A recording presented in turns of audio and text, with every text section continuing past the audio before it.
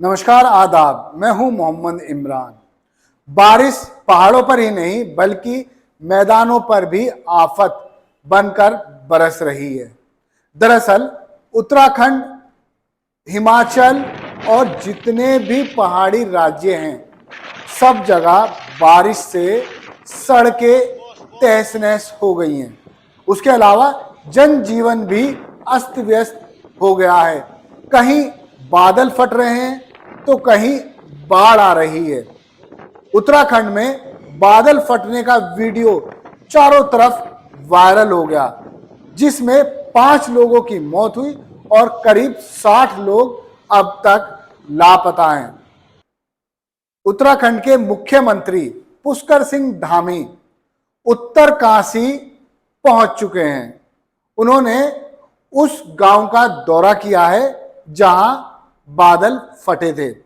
हालांकि इस मामले को लेकर प्रधानमंत्री नरेंद्र मोदी ने भी सीएम पुष्कर सिंह धामी से बातचीत की है और अब उत्तराखंड के सभी सांसद पीएम मोदी से मिले हैं ताकि उत्तराखंड को राहत के लिए विशेष पैकेज दिया जा सके।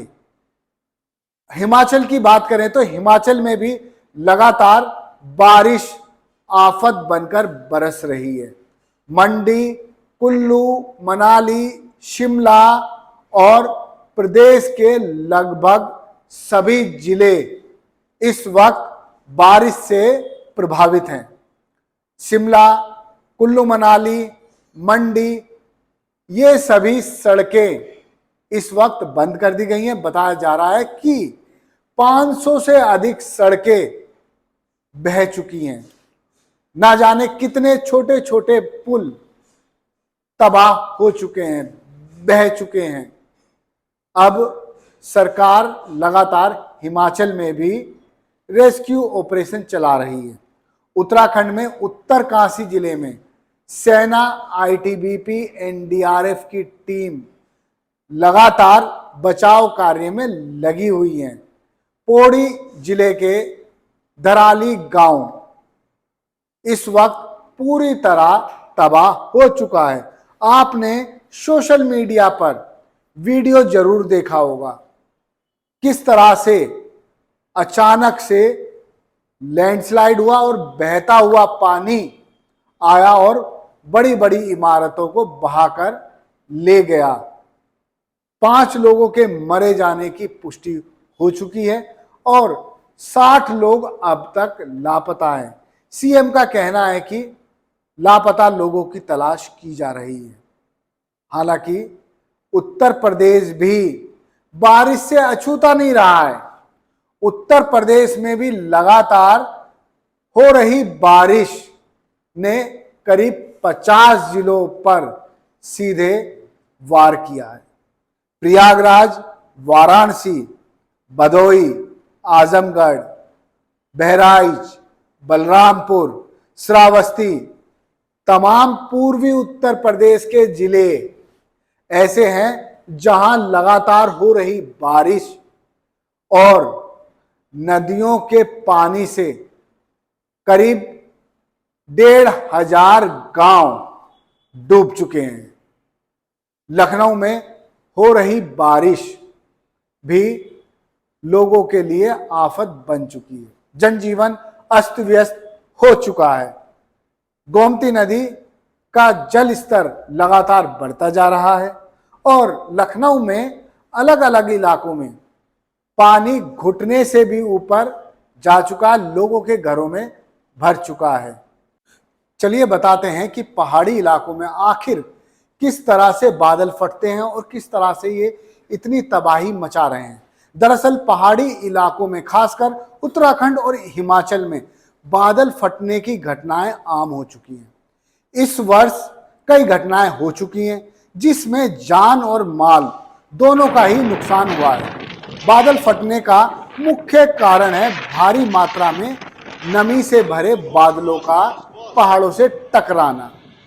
यह एक ऐसी प्रक्रिया है जिसमें बहुत ही कम समय में और सीमित क्षेत्र में असामान्य रूप से भारी बारिश होती है, जिसे अचानक से बाढ़, भूस्खलन जैसी विनाशकारी आपदाएं आ सकती हैं। बादल फटने का क्या रीजन है और क्या इसका मतलब है, ये मौसम विभाग के अनुसार जब किसी छोटे से क्षेत्र में लगभग 20 से 30 वर्ग किलोमीटर के एक हिस्से में 1 घंटे से अधिक समय में 100 मिलीमीटर से अधिक बारिश होती है तो उसे बादल फटना कहा जाता है।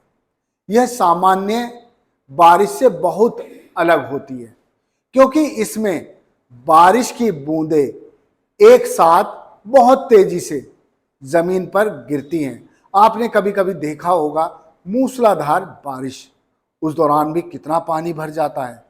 पानी जब बादल फटता है तो एक ही जगह जमा हो जाता है और अचानक से तबाही पैदा कर देता है।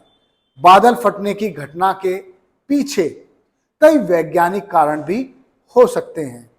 ये सभी कारण मिलकर एक ऐसी स्थिति बनाते हैं जिससे बादल अपनी पूरी नमी को एक जगह पर ही अचानक छोड़ देते हैं। पहाड़ी इलाकों में भौगोलिक स्थिति पर डिपेंड करता है कि बादल किस तरह से फटेगा। बादल फटने का सबसे प्रमुख कारण है जब बंगाल की खाड़ी और अरब सागर से आने वाली मॉनसूनी हवाएं नमी लेकर पहाड़ों की ओर बढ़ती हैं तो वे ऊपर की तरफ उठने की कोशिश करती हैं। जैसे जैसे हवाएं ऊपर उठती हैं तो वे ठंडी होती जाती हैं, जिससे नमी एक साथ होकर पानी की बूंदों में बदल जाती है।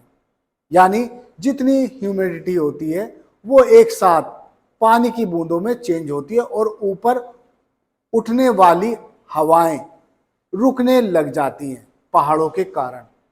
इसीलिए अचानक से बादल जितनी भी नमी लेकर आते हैं उसको छोड़ देते हैं, यानी क्लाउड बस्ट हो जाता है। क्लियोनिम्बस इसको कहा जाता है और इसके कई प्रकार होते हैं जो बहुत ज़्यादा पानी जमा कर लेता है और अलग अलग तरीके से इसको हर क्षेत्र में नाम दिया जाता है।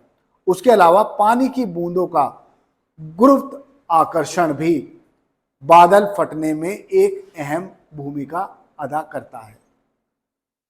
एक ही जगह पर बहुत तेजी से नीचे गिरती हैं बूंदें। ये घटना एक जल प्रलय की तरह दिखाई देती है, जिससे हम वही कहते हैं, यानी बादल फटना। गर्म और ठंडी हवाओं का टकराव भी अचानक से क्लाउड बस्ट यानी बादल फटने की घटनाएं बना देता है। बादलों में नमी होती है और जब दोनों हवाएं एक साथ मिलती हैं तो अचानक से उसी एक छोटे से एरिया में तेज बारिश कर देती हैं, जिस कारण पानी एक ही जगह इकट्ठा होता है और अचानक से एक ही तरफ बहने लगता है और ये विनाशकारी बन जाता है। आपने देखा होगा उत्तराखंड में जिस तरह से अचानक से बादल फटे और पानी बहता हुआ आया और नीचे से होटल, होम स्टे, डॉर्मेट्री सबको बहाकर ले गया। चलिए अब बताते हैं हम उत्तराखंड और हिमाचल में बादल फटने की घटनाएं इतनी ज़्यादा क्यों हो रही हैं। इन राज्यों की अद्वितीय पहाड़ी स्थलकृति यानी पहाड़ों की बनावट इसका मुख्य कारण है। ऊंची ऊंची पर्वत श्रृंखलाएं मानसूनी बादलों को मैदानी इलाकों की तरह आगे बढ़ने नहीं देती। बादल पहाड़ों से टकराते हैं और एक ही जगह रुक जाते हैं। आप सोचिए, जब किसी भी चीज का रास्ता बंद हो जाएगा तो वो क्या होगा। रास्ता बादलों का बंद होता है और वो एक ही जगह बरस जाते हैं। इसका एक और मुख्य कारण है मानव जनित, जिन कारणों में आता है। प्राकृतिक कारण तो होते ही हैं, लेकिन मानव भी इसके लिए जिम्मेदार है, क्योंकि हम और आप लगातार पेड़ काट रहे हैं और सोचते हैं कि बादल क्यों फट रहे हैं। पेड़ काटना, शहरीकरण होना, इस तरह की घटनाओं को बहुत बढ़ावा देता है, क्योंकि मिट्टी कमजोर हो जाती है। जब बादल फटता है तो वो मिट्टी को भी अपने साथ पानी बहाकर आगे बढ़ जाता है। इसीलिए पहाड़ी इलाकों में लगातार बारिश तबाही मचा रही है। धन्यवाद। देखते रहिए जय हिंद जनाब। चैनल को लाइक और सब्सक्राइब करना ना भूलें। जय हिंद।